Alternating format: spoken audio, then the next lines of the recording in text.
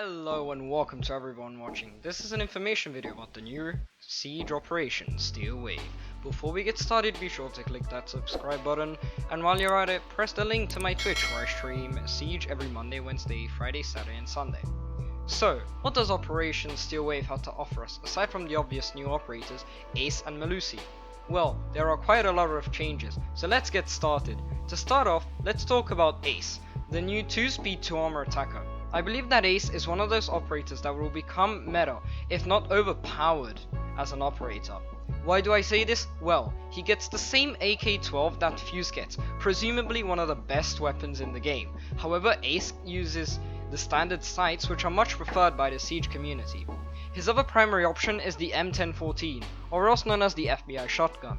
His secondary is the P9, the same one as all the French ops in the game. He also gets access to breach charges and smoke nades. I recommend the smoke nades due to their usefulness in planting situations. Now, to talk about his gadget, the Selma Aqua Breacher. It is a hard wall counter, just like Thermite or Hibana, however, just better. Well, he can throw his gadget from range, which Thermite can't do. And he can make a hole big enough to walk through in one throw of his gadget, which Hibana can't do. The way it works is when there is a soft or hard wall to breach, Ace can throw his Selma at the wall and it will start breaching very loudly. You can hear his Selma go off up to 38 meters away.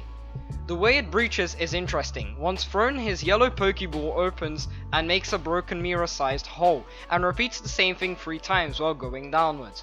He can use his gadget on any soft or hard wall, including hatches, however they work a little differently. When he throws Selma on a hatch that is not reinforced, it will keep expanding.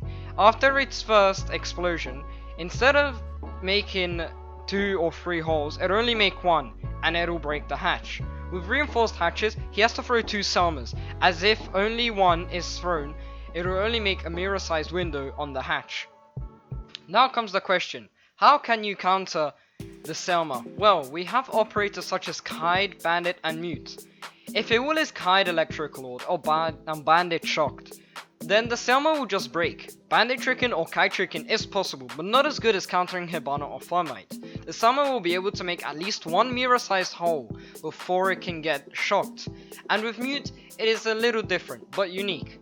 A Mute Jammer is already in place, then the Selma will just not activate until the Jammer is destroyed. If the Jammer is placed while the Selma is activated, then the animation will just stop where it is, and if the Jammer is destroyed, then the Selma will just continue its animation.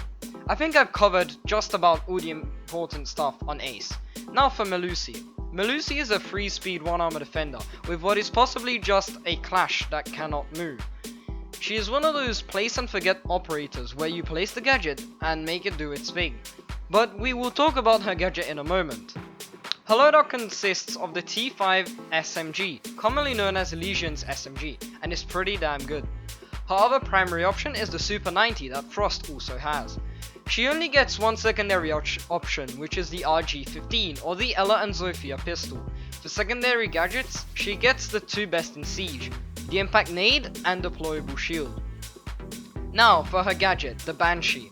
It is a bulletproof immobile clash. You may ask why I say that. Well, it is not only bulletproof, but has an incredible range of 6 meters, which are spread out in a semi-sphere. Once an attacker walks in its radius, it makes, as Ubisoft describes it, a screen to slow down them. And on top of that, it makes a noise, a loud noise, clearly alerting the enemy where the attackers are. I ask myself, why Ubisoft did not just call this Operation Noise Wave. She is played as a roamer, and her loadout complements that quite well. As you can see, she is not as hard as Ace to learn.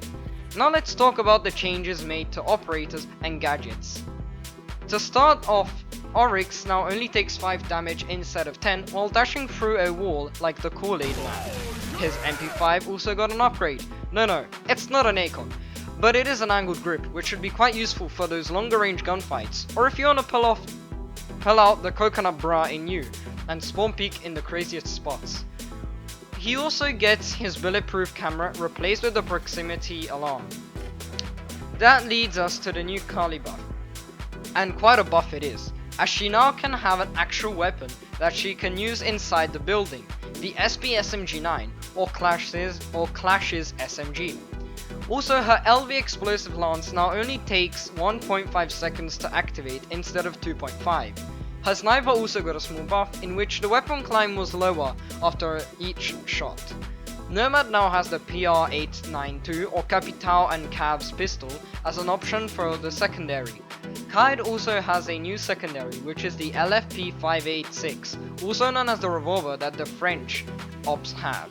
Ying will now only have 3 candelas. This was already done on the PC version of Siege on the 30th of April, but will now come to all platforms with the release of Operation Steel Wave. The effect of Ella and Zophia's stuns has been nerfed, however was really wanted by the community.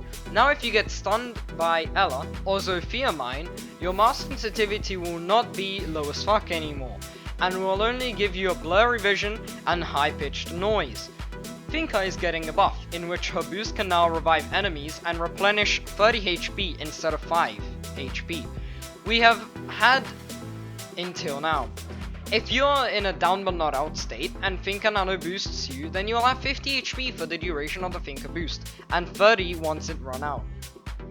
The last operator change is Echo. He has gotten both a nerf and a buff, depending on how you see it. The first change is that the camera shake effect was removed, and the stun will last a fixed duration of 10 seconds, even if you move while stunned. Also, his deployable shield has been replaced with 2 impact nades.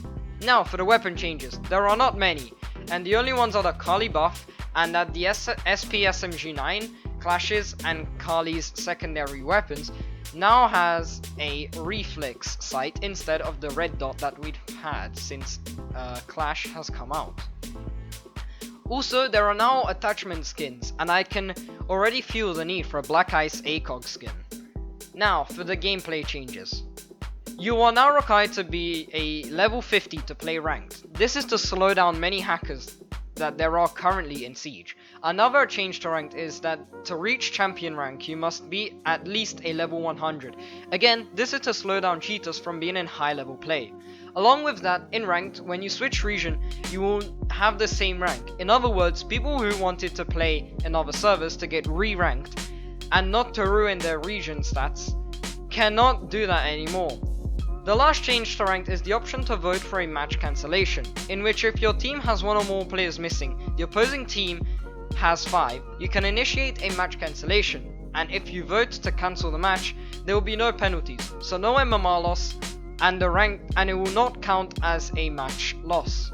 The map playlist is the same for ranked, but in casual, Skyscraper, Tower and Canal are back, and the new house is also there too, with Hereford, Fortress and Outback leaving the casual map pool. So I believe I can conclude the video here. We have talked about the new operators and changes, gameplay changes, map changes and weapon changes. I'll be making a video soon in depth going into the new house rework. Let me know if you like this new style of video. Be sure to like and subscribe, and be sure to follow my Twitch for streams every other day. Thank you for watching and have a nice day.